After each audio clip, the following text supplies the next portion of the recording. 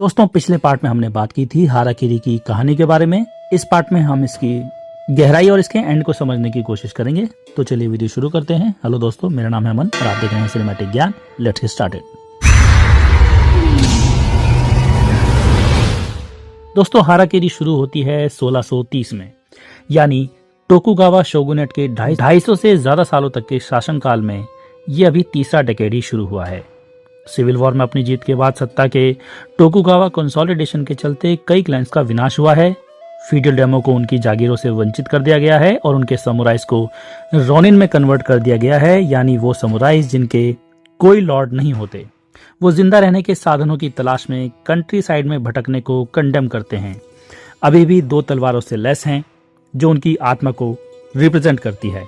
Code of बुशिरो के according farmer samurai भयभीत हैं और अविश्वास से भरे हुए हैं। सेफली अपने टोकुगावा एलाई के प्रोटेक्शन में आई क्लैन उन पीड़ित रोनिन के प्रति तिरस्कार करते हैं जो उनके दरवाजे पर आते हैं और रिक्वेस्ट करते हैं कि उन्हें हाराकीरी यानी कि रिचुअल सुसाइड करने की अनुमति दी जाए, इस उम्मीद में कि उन्हें इसके बजाय काम पर रखा जा सकता है। जब मोटोमे चिचिवा इस मकसद के लिए आई क्लैन के सामने खुद को प्रेजेंट करता है तो वो उसको मदद करने के बजाय उसकी मौत को लीड करने का विकल्प चुनते हैं। ये तो उसका ससुर समुराई हंशिरो शुगोमो है जो उनके रिटेनर्स के सामने आई क्लैन को शर्मिंदा करते हुए और चिचिवा की मौत का बदला लेते हुए कोबायाशी के आइडिया को जाहिर करता है कि ऐसे आइडियाज हैं जिनके लिए वाकई अपनी जान दी जा सकती है। कोबायाशी को टोकुगावा पीरियड की फाइनाइटनेस में आयरनी का पता चलता है। फीडल डेम्यो ऐसा व्यवहार करते हैं जैसे कि उनकी पावर हमेशा के लिए बनी रहेगी, लेकिन दर्शक अपनी जागरूकता के जरिए उनके अहंकार में एंटर करने में सक्षम हैं कि टोकुगावा पराजित हो जाएंगे और 1868 में सम्राट मेजी की बहाली के साथ ऑफिशियल फ्यूडलिज्म गिर जाएगा। इस आयरनी को तब मजबूत किया जाता है जब सुगोमो आर्मर्ड फिगर को उसकी व्हाइट विग से उठा लेता है जो क्लैन की लेगेसी के लिए वहां खड़ा है। जब इसे बाद में रेजरेक्ट किया जाता है और इसके ऑनर की जगह पर फिर से स्थापित किया जाता है तो कोबायाशी सभी ऑथोरिटेरियन शक्तियों की नाजुकता और पल भर में बिखर जाने की प्रवृत्ति को उजागर करते हैं। ये पर्सपेक्टिव कंटेम्प्रेरी सोसाइटी के बारे में कोबायाशी की सटल क्रिटिक में फिट भी है।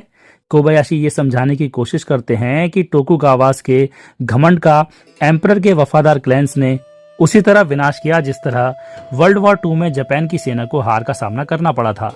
कोबायाशी ने उनके डिस्कवर किए गए एक्टर नाकादाई में भी वही रिबेलियस सेंसिबिलिटी पाई जो उनमें खुद है, इसलिए वो हाराकीरी के साथ साथ कोबायाशी की बाकी masterpieces the human condition trilogy में भी नजर आए। मॉडर्न शिंगेकी या न्यू थिएटर के एक एक्टर नाकादाई ने वॉर के बाद की इंडिविजुअलिज्म और यूथ कल्चर को मूर्त रूप में अपनी साफ स्पीच और मजबूत गहरी बोलने वाली आवाज में और एक्सप्रेसिव बॉडी मूवमेंट्स, चेहरे के हाव भाव और गहरे इमोशंस को जाहिर करने की इच्छा में, बजाय उन्हें समुराई डिग्निटी की एक विकृत धारणा की ओर से दबाने के। नाकादाई ने सुगोमो को एक आम आदमी की तरह पोर्ट्रे किया है, एक दुखी विडोवर, दयालु पिता और प्यारा नाना। कोबायाशी परिवार के आदमी की इन इमेजेस की तुलना सुगोमो के समुराई के रूप में फियर्स, उत्कृष्ट और बेहतरीन लक्षणों से करता है। फिर भी ये नाकादाई का एक प्यार करने वाला पिता का रूप होता है जो दिल को छू लेने वाला है। वो अपनी बेटी को एक ऐसे कबीले द्वारा गोद देने की अनुमति देने से इनकार कर देता है जिसमें वो एक कॉन्क्यूबाइन बन सकती है। वो उसे अपने फायदे के लिए बलिदान नहीं करेगा, भले ही उनकी फाइनेंशियल कंडीशन गंभीर हो। उस सीन में जहां नाकादाई बांस की तलवार की जांच करता है जिससे उसके दामाद को अपनी जिंदगी खत्म करने के लिए मजबूर किया गया था, वो रोता है। यहाँ उनकी रेंज मार्लन ब्रांडो के दर्जे की लगती है। कई जापानीज नॉवेलिस्ट और फिल्म मेकर्स की तरह कोबायाशी सोशल थीम्स को एल्गरी के जरिए डिपिक्ट करते हैं। वो एक रियलिस्ट के बजाय एक एक्सप्रेशनिस्ट हैं। हाराकीरी में काले और सफेद रंग के साफ कॉन्ट्रास्ट मौजूद हैं, जैसे सफेद शीट वाले प्लेटफॉर्म के सामने सुगोमो का काला किमोनो जिस पर वो अपनी कहानी बताता है। आई कबीले की घुसपैठ को दर्शाता है जिसकी दया पर चिचिवा खुद को अनसक्सेसफुली झोंक देता है। कोबायाशी द्वारा वाइड स्क्रीन का एक्सटेंसिव यूज फ्यूडल पावर की अंतहीनता को दर्शाता है। ये सेटिंग फ्यूडल पास्ट हो सकती है, लेकिन कोबायाशी कठोर छिपी हुई पॉलिटिक्स को मॉडर्न फिल्म टेक्निक्स के साथ जोड़कर इसकी अथॉरिटी को कमजोर करते हैं। जूम से लेकर फास्ट पैन से लेकर कैंटेड फ्रेम तक, रैपिड कटिंग से लेकर विभत्स रियलिज्म तक इन डिवाइसेस के साथ जो साफ तौर पर अतीत के ठोस रिचुअल्स की अवहेलना करते हैं। कोबायाशी अपना विश्वास जाहिर करते हैं कि समाज को इंडिविजुअल्स की ज़रूरत की तरफ डिस्ट्रक्टिव होने की ज़रूरत नहीं है, और ये सत्तावादी पावर, चाहे वो कितनी भी क्रूर और परमानेंट क्यों ना हो, असल में बदलाव के प्रति वल्नरेबल हो सकती है। चलिए दोस्तों, सबसे पहले बात करते हैं इस मूवी के टाइटल के बारे में।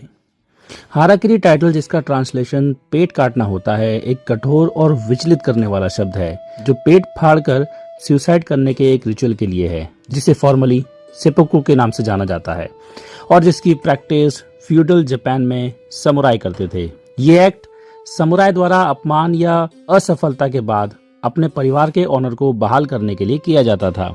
टाइटल के रूप में ये वॉयलेंट शब्द फिल्म की थीमेटिक एक्सप्लोरेशन की टोन सेट करता है। ये एक साइकोलॉजिकल बैकड्रॉप एस्टैब्लिश करता है जिसके तहत कहानी आगे बढ़ती है, दर्शकों को ऑनर, सैक्रिफाइस और उन क्रूर नॉर्म्स पर सवाल उठाने के लिए इनवाइट करती है जिन्हें समाज अक्सर बिना किसी सवाल के एक्सेप्ट कर लेता है। हाराकिरी के कोर में सुगुमो हानशिरो है, एक ऐसा कैरेक्टर जो एडो पीरियड में शांति के समय समुराइज द्वारा सामना किए गए स्ट्रगल्स का सिंबल है। उसका चिंतन और इवेंचुअली हाराकिरी के एक्ट में इंडल्ज होना एक ऐसे समाज में हाशिए पर पड़े लोगों द्वारा महसूस किए जाने वाली अंदर की पीड़ा और हताशा को उजागर करता है, जिसने उनके रोल को वैल्यू देना बंद कर दिया है। इस कॉन्टेक्स्ट में टाइटल ना सिर्फ हाराकिरी के फिजिकल एक्ट का रिप्रेजेंटेशन करता है, बल्कि मेटाफोरिकली उस मानसिक और इमोशनल डिसएम्बॉलमेंट का भी रिप्रेजेंटेशन करता है जिससे कैरेक्टर अपने हालातों और सोसाइटल नॉर्म से जूझते हुए गुजरता है। हालांकि हाराकिरी टाइटल सिर्फ हिस्टोरिकल कॉन्टेक्स्ट या हानशिरो के स्ट्रगल को अंडरलाइन करने से कहीं ज्यादा गहन मकसद को पूरा करता है। ये समुराई कोड ऑफ ऑनर के पैराडॉक्सिकल पहलुओं की फिल्म की एक्सप्लोरेशन को भी अंडरलाइन करता है। सोसाइटल नॉर्म्स समुराई से ज्यादा कष्ट सहने और ऑनर की हानि के बजाय मौत को चुनने की उम्मीद करते हैं, जबकि यही समाज उनकी दुर्दशा की तरफ उदासीन बना रहता है। ये उदासीनता आयरॉनिक है, जिसे टाइटल द्वारा सेल्फ डिस्ट्रक्टिव एक्ट को मुक्ति के एक साधन की तरह दर्शाने से और भी बल मिलता है। इसके अलावा हाराकिरी टाइटल समाज द्वारा ट्रेडिशंस के अंध पालन की आलोचना की तरह काम करता है। हाराकिरी एक क्रूर और काफी पुरानी रस्म, उन रिग्रेसिव सामाजिक नॉर्म्स का सिंबल है जिनका पालन फिल्म के कैरेक्टर से एक्सपेक्टेड है। इसे एज अ टाइटल चुनकर फिल्म उन सोसाइटल स्ट्रक्चर्स पर रोशनी डालती है जो इन नॉर्म्स को बनाए रखती है और अक्सर इंडिविजुअल्स के जीवन पर इनके विनाशकारी कॉन्सिक्वेंसेस को भी दर्शाती है। आखिर में ये हाराकिरी टाइटल एक ऐसे वॉरियर के पैराडॉक्स को दर्शाता है जो ऑनर से तो बंधा है लेकिन ऑनरेबली जीने के साधनों से वंचित है। चलिए दोस्तों, अब बात शुरू करते हैं इस फिल्म की 3 अहम थीम्स के बारे में। पहली है, ऑनर वाकई ऑनर है या ये सिर्फ भ्रम है। हाराकिरी ऑनर के कॉन्सेप्ट और इसे अक्सर सोसाइटल कंट्रोल के एक साधन की तरह कैसे इस्तेमाल किया जाता है इसकी तीखी आलोचना करती है। फिल्म सिस्टमैटिकली इस आइडिया को खंडित करती है कि ऑनर एक एब्सोल्यूट वैल्यू है और इसके बजाय ये सजेस्ट करती है कि ये एक मनगढ़ंत आदर्श है जिसका अक्सर सत्ता में बैठे लोग अपना स्टेटस को बनाए रखने के लिए इस्तेमाल करते हैं। एग्जाम्पल के तौर पर आई क्लैन ऑनर के कॉन्सेप्ट को एब्सोल्यूट मानता है। वो उम्मीद करते हैं कि समुराई अपने हालातों की परवाह किए बिना इसका पालन करेंगे। हालांकि फिल्म ऑनर की इस इंटरप्रिटेशन को कठोर और अनसिंपैथेटिक दिखाती है, जिसमें इंसान की पीड़ा या कठिनाई का कोई विचार नहीं है। वो मोटोमे पर हाराकिरी थोपते हैं, उसकी जाहिर हताशा और रिचुअल को ठीक से करने में इनएबिलिटी के बावजूद, क्योंकि वो कंपैशन या सहानुभूति की तुलना में ऑनर के एब्स्ट्रैक्ट प्रिंसिपल को बनाए रखने को प्रायोरिटी देते हैं। ऑनर के प्रति इस कठोर और अमानवीय पालन को एथिक्स या मोरालिटी के बजाय उत्पीड़न के साधन की तरह दर्शाया गया है। इसके उलट हानशिरो का ऑनर के तरफ नजरिया काफी पर्सनल है और लोगों के जीवन के एक्सपीरियंसेस में रूटेड है। उसके लिए ऑनर कोई एब्स्ट्रैक्ट प्रिंसिपल नहीं बल्कि उनकी मानवता का एक इंटीमेट पार्ट है जो उनके कामों, ईमानदारी और दूसरों के साथ उनके बर्ताव से डिफाइंड होता है। जब वो आई क्लैन का सामना करता है तो वो ऑनर की उनकी इंटरप्रिटेशन के खोखलेपन को भी उजागर करता है, क्योंकि उनके काम उस कंपैशन, ईमानदारी या निष्ठा के मुताबिक नहीं है जो सच्चे ऑनर में निहित होते हैं। ये फिल्म कलेक्टिव ऑनर के भ्रम पर भी कमेंट करती है, जिसके तहत किसी कम्युनिटी या क्लैन के ऑनर को इंडिविजुअल्स के वेलफेयर से ऊपर रखा जाता है। आई क्लैन अपनी रेपुटेशन की रक्षा करने में ज्यादा दिलचस्पी रखता है बजाय उन सिस्टमैटिक इश्यूज को एक्सेप्ट करने के जो हानशिरो और मोटोमे जैसे समुराइज को उनके हताशा से भरे एक्शंस के लिए प्रेरित करती है। वो कलेक्टिव ऑनर के इस भ्रम को बनाए रखने के लिए किसी भी हद तक जाने को तैयार हैं, भले ही इसका मतलब असहमति को दबाना और लोगों को पीड़ा पहुंचाना हो। कलेक्टिव ऑनर की यह आलोचना अक्सर वेलबींग और न्याय की कीमत पर रिस्पेक्टेबिलिटी और ऑनर का दिखावा बनाए रखने की सोसाइटल टेंडेंसी को उजागर करती है। इसमें दूसरी अहम चीज है समुराई कोड की ट्रेजेडी। हाराकिरी जिस एक और जरूरी थीम पर रोशनी डालती है वो है समुराई कोड ऑफ ऑनर या बुशिडो में निहित ट्रेजेडी। बुशिडो वफादारी, साहस, सत्यनिष्ठा और मौत आने तक ऑनर जैसे गुणों पर जोर देता है और इसे समुराई की लाइफ का गाइडिंग प्रिंसिपल माना जाता था। हालांकि फिल्म ये दर्शाती है कि कैसे ये महान आइडियल्स उन पर बोझ बन सकते हैं जब समुराई अपने कंट्रोल से परे हालातों की वजह से अपनी सामाजिक रोल्स को निभाने में असमर्थ हो जाते हैं। ये ट्रेजेडी हानशिरो के दामाद मोटोमे चिजुका की दुर्दशा में साफ तौर से पोर्ट्रे की गई है। अपने परिवार का पेट पालने के लिए मोटोमे द्वारा अपनी स्टील ब्लेड बेचने की हताशा भरी कोशिश को समुराई कोड के साथ विश्वासघात माना जाता है, लेकिन ये एक ऐसी कंडीशन है जिसमें उसे उसी समाज ने मजबूर किया है जो इस कोड को लागू करता है। उसके बाद बांस की ब्लेड से उसकी जबरन की गई हाराकिरी कठोर सोसाइटल नॉर्म्स के विनाशकारी इम्पैक्ट का एक भयावह रिप्रेजेंटेशन है। हानशिरो खुद इस दुखद थीम का एक सशक्त सिंबल है। लॉस और गरीबी से भरा उसका जीवन एक ऐसे समाज में रहने वाले समुराई की ट्रेजेडी का सिंबल है जिसने उसकी कदर करना बंद कर दिया है। इस तरह ये फिल्म उस सिस्टम की मार्मिक आलोचना करती है जो मानव जीवन से ज्यादा कोड ऑफ ऑनर को अहमियत देती है, जहां इंसान अपने सम्मान की रक्षा के लिए हाराकिरी जैसे डेस्परेट कदम उठाने को मजबूर होता है। इसकी तीसरी और सबसे अहम थीम है पावर और क्लास की असमानता। हाराकिरी में डिस्कवर की गई मेन थीम में से एक एडो पीरियड के जापान के कॉन्टेक्स्ट में पावर और क्लास की असमानता है। फिल्म सोशल ऑर्डर की कठोरता को खासकर समुराई क्लास के प्रति बड़ी बारीकी से दर्शाती है जो शांति के वक्त में खुद को विकट संकट में पाते हैं, जिसके चलते वो अक्सर दरिद्र हो जाते हैं। फिल्म में हम देखते हैं कि ये असमानता मेनली सुगुमो हानशिरो के कैरेक्टर के जरिए सामने आती है। उसे एक ऐसे अडिग समाज में रहने के लिए मजबूर किया जाता है जो उसे उसकी विकट परिस्थिति से कोई राहत नहीं देता। फिर भी उससे समुराई कोड के मुताबिक अपने ऑनर को बनाए रखने की उम्मीद की जाती है। उसका स्ट्रगल उस समय के कई समुराइज के स्ट्रगल का सिंबल है जो एक ऐसे समाज में सम्मान बनाए रखने की क्रूअल पैराडॉक्स में फंसे हुए हैं जिसने उन्हें ऐसा करने के साधनों से वंचित कर दिया है। आई क्लैन के कैरेक्टर्स के जरिए क्लास की असमानता और भी उजागर होती है जो प्रिविलेज्ड और पावरफुल समुराई परिवारों को रिप्रेजेंट करते हैं। उनके हाई आइडियल्स और उनके द्वारा शासित समाज की जमीनी हकीकत के बीच का अंतर फिल्म में एक अहम थीम है। ट्रेडिशनल समुराई कोड का पालन ऑनरेबल लाइफ के लिए डायरेक्टिव्स के बजाय उत्पीड़न का एक साधन बन जाता है, क्योंकि वो अपनी पावर और प्रिविलेज बनाए रखने के लिए इसका एक्सप्लॉयटेशन करते हैं, जिसके अक्सर कम भाग्यशाली लोगों के लिए क्रूर कॉन्सिक्वेंसेस होते हैं। हानशिरो द्वारा उनकी कोर्टयार्ड में हाराकिरी करने के रिक्वेस्ट पर आई क्लैन का रिस्पॉन्स भी क्लास डिवीजन पर एक पावरफुल कमेंट्री की तरह काम करता है। क्लैन शुरू में ये मानकर कि वो पैसे के लिए नाटक कर रहा है उस पर शक करता है और उसका तिरस्कार करता है। ये रिस्पॉन्स पावरफुल और पावरलेस के बीच के अंतर को भी साफ करता है और पावरलेस की दुर्दशा के प्रति पावरफुल की समझ या सहानुभूति की कमी को भी उजागर करता है। चलिए अब जानते हैं इन चीजों के अलावा इसकी 3 अहम सिंबोलिज्म्स के बारे में। पहला है कोर्टयार्ड। आई क्लैन का कोर्टयार्ड हाराकिरी में मेन इवेंट्स के लिए स्टेज की तरह काम करता है। मोटोमे के दुखद मजबूर हाराकिरी से लेकर हानशिरो के शोडाउन तक। इस तरह ये उस जगह के ऐसे सिंबल में बदल जाता है जहां आदमी सोसाइटल सिस्टम का सामना करता है। इस जगह की बहुत न्यूट्रलिटी जहां क्लैन अपने रूल्स और नॉर्म्स को लागू करता है, पूरी फिल्म में चलने वाली पावर, क्लास डिस्पैरिटी और सिस्टमैटिक ऑप्रेशन के थीम्स को अंडरलाइन करता है। कोर्टयार्ड अपनी सीमाओं के अंदर छोड़े गए फिजिकल टकरावों और आइडियोलॉजिकल वॉर्स दोनों का मौन गवाह है। दूसरा है बांस की तलवार। मोटोमे की बांस की तलवार में एक और पावरफुल सिंबल है। एज अ सिंबल समुराई के ऑनर और लड़ाई के कौशल, ये फैक्ट कि मोटोमे की तलवार बांस से बनी है न कि स्टील से, उसकी गरीबी और हताश हालत को हमारे सामने लाती है। ये उस एरा के दौरान लोअर क्लास के समुराई लोगों की निराशाजनक रियलिटी का सिंबल है। वहीं ये सामाजिक निग्लेक्ट और उनकी दुर्दशा की अनदेखी का भी सिंबल है। जब सेपुकु को उसकी बांस की तलवार से कमिट करने के लिए मजबूर किया जाता है तो भयानक सीन डीह्यूमनाइजिंग उत्पीड़न की थीम और ऑनर के एब्स्ट्रैक्ट आइडियल्स के कठोर पालन के अमानवीय कॉन्सिक्वेंसेस को अंडरलाइन करता है। तीसरा है समुराई चोटियां। हाराकिरी में टॉप नॉट एक जरूरी सिंबल की तरह काम करता है जो ऑनर के थीम को एक बाहरी सामाजिक एक्सपेक्टेशन की तरह इनकैप्सुलेट करता है। ट्रेडिशनल समुराई की ये हेयर स्टाइल उनके स्टेटस और ऑनर का सिंबल थी। हानशिरो का 3 समुराई की चोटियों को काटने का काम उनके प्रति, उनके ऑनर के प्रति इंसल्ट को दर्शाता है।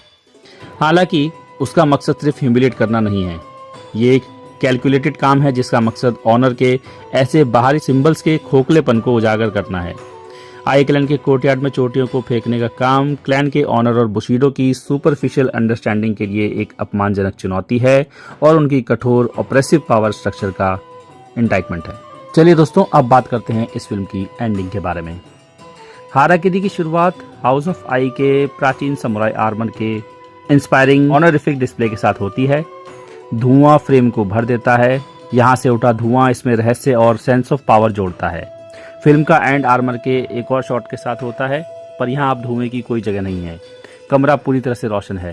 सिनेमाटोग्राफी में अंतर इस फैक्ट को दर्शाता है कि ऑडियंस इस पॉइंट तक फिल्म देखने के बाद आर्मर क्या दर्शाता है, इस पर उनका नया परसेप्शन बन चुका है। शुरुआत में हमने इसे पावर के सिंबल के रूप में देखा। एंड में हमें ये समझना होगा कि ये सिंबल एक झूठी धारणा पर आधारित था और आर्मर असल में एक झूठ को रिप्रेजेंट करता है। यही वजह है कि हानशिरो का फाइनल स्टैंड कोर्टयार्ड से, बिल्डिंग से होते हुए आर्मर रूम तक आगे बढ़ता है। उसकी पूरी कैरेक्टर जर्नी हाउस ऑफ आई को उन ऑनरलेस झूठों के लिए उजागर कर रही है जो वे असल में हैं। वो कहते हैं कि वो समुराई ट्रेडिशन के हाई स्टैंडर्ड्स को बनाए रखते हैं, लेकिन ये सब महज प्रोपागेंडा है। अगर आप देखें कि डुएल कैसे एंड होता है, तो तलवारबाजी में हानशिरो से कोई भी बेहतर साबित नहीं होता। जब वो आर्मर उठाता है तो ये दर्शाता है कि वो असल में समुराई कोड का रियल सिंबल है। उसके बाद क्या होता है, कुछ और आई वॉरियर्स आते हैं, लेकिन उनके पास तलवारें नहीं हैं, उनके पास राइफल्स हैं। गोलियों से मरने के बजाय हानशिरो कवच को नीचे फेंक देता है और ट्रेडिशन समुराई काम करता है, वो हाराकिरी को अंजाम देता है। इस सब को ध्यान में रखते हुए अगर आप फिल्म के कुछ आखिरी डायलॉग्स पर नजर डालें, जहां काउंसलर वहां घटी घटना को पूरी तरह से झूठ साबित करने की कोशिश करता है, तो इससे कई चीजें सामने आती हैं। काउंसलर अपने रिटन बयान से बताता है कि वहां क्या हुआ। फुकुशिमा कबीले के फॉर्मर रिटेनर हानशिरो सुगुमो की शाम 6 बजे हाराकिरी से मौत हो गई। उसकी स्पीच और व्यवहार कुछ हद तक अजीब था। वहां मौजूद लोगों में से कई लोगों ने महसूस किया कि उसने कुछ पागलपन के साइन भी दिखाए थे। इसके अलावा ये साफ हो गया कि जब फुकुशिमा क्लैन के एक दूसरे फॉर्मर रिटेनर मोटोमे चिजीवा ने इस साल जनवरी में हाराकिरी कमिट करने के लिए कहा, तो हमने अपनी चुनी हुई रिस्पॉन्स में गलती नहीं की। इस हाउस की वॉर की कठोरता का डंका पूरे एडो में गूंज रहा था। इस मामले में भी हमारे मजबूत हैंडलिंग की बात 2-3 दिन खत्म होने से पहले ही पूरे शहर में फैल गई थी।